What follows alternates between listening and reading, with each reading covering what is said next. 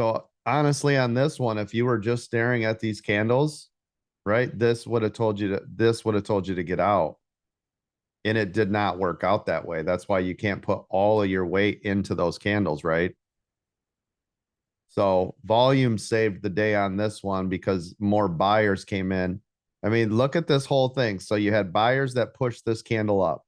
Then you had a doji, which should have spelled reversal, which means everybody started selling right here. And then it just spiked up to the upside anyways, right?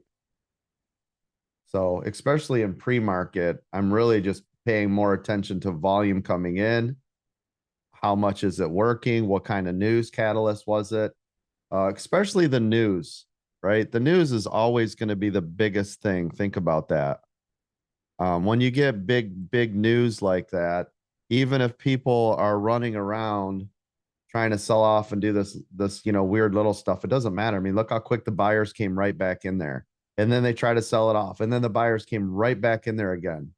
Now, what you really need to be concerned about are these candles. Do you see this and this? This signifies no more volume in here. You see this? That's more what you need to be scared of than anything else. The reason that is that without volume, this doesn't move anymore.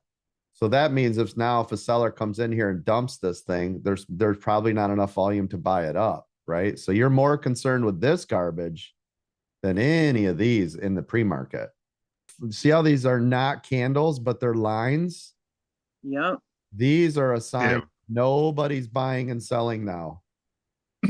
Nobody's in there buying and selling Tupperware right at this moment.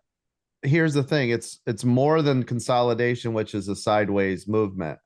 These are worse. These are way worse. There's no body Yeah. to the candle. There's no body, right? Ah. No body, meaning a line. There's no volume right here. There's nobody buying and selling this thing. Do you see it? Yep. Yep. Yep.